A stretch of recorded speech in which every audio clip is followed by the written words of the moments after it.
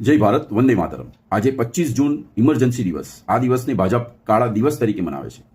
આ દિવસે 1975માં ત્યારના વડાપ્રધાન શ્રીમતી ઇન્દિરા ગાંધીએ પોતાની ખુરશી બચાવવા માટે તાત્કાલિક ઇમરજન્સી લગાવી હતી. જેનું કારણ એ સમયના લોકનાયક જયપ્રકાશ નારાયણ અને બીજા મોટા નેતાઓએ શ્રીમતી ઇન્દિરા ગાંધી અને સરકારની અમુક ખોટી નીતિઓ વિરુદ્ધ મોરચો ખોલી દેશભરમાં મોટા પ્રમાણમાં વિરોધ પ્રદર્શનો શરૂ કર્યા હતા. આ જમાનો હતો સમાચાર પત્રોનો અને આ સમાચાર પત્રોમાં ભરી ભરીને શ્રીમતી ઇન્દિરા ગાંધી અને એમની સરકારની ખોટી નીતિ વિરુદ્ધ લખવાની જાણે એક ફેશન થઈ ગઈ હતી, જેને ત્યારના વડાપ્રધાન શ્રીમતી ઇન્દિરા ગાંધીએ ઇન્ટરનલ ડિસ્ટર્બન્સનું નામ આપીને આખા દેશમાં તાત્કાલિક ઇમરજન્સી લગાવી દીધી અને એમની વિરુદ્ધના ઘણા ખરા ન્યૂઝપેપરો કાં તો બંધ કરાવી દેવાયા અથવા એમનો કંટ્રોલ સરકારે પોતાના હાથમાં લઈ લીધો.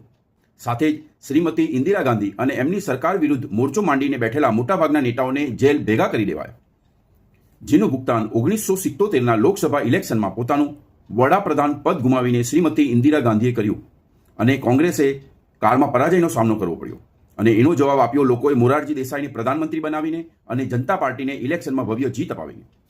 હાલના સમયમાં આ સરકાર પણ જે નેતા કે પાર્ટી સરકારની ખોટી નીતિઓ કે સરકારમાં બેઠેલા મોટા નેતાઓનો વિરોધ કરે એટલે એમને ઈડી, સીબીઆઈ કે પોલીસનો દર બતાવી મોટી મોટી કાર્યવાહીઓ કરી એમને ક્યાં તો સાઇડ કરી દેવાની અથવા પોતાની પાર્ટીમાં સામેલ કરી દેવાની નીતિ અપનાવીને ખુલ્લેઆમ લોકશાહીની હત્યા કરવાનું કૃત્ય કરી રહી છે.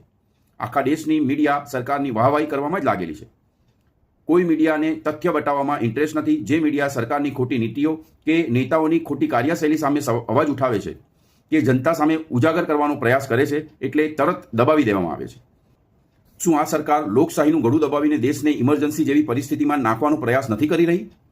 અહીં હું શ્રીમતી ઇન્દિરા ગાંધીએ લાદેલી ઇમરજન્સીનું કોઈ પણ પ્રકારે સમર્થન નથી કરતો. મારું દ્રઢપણે માનવું છે કે લોકશાહીમાં ઇમરજન્સી જેવી કોઈ પ્રણાલી હોવી જ ન જોઈએ.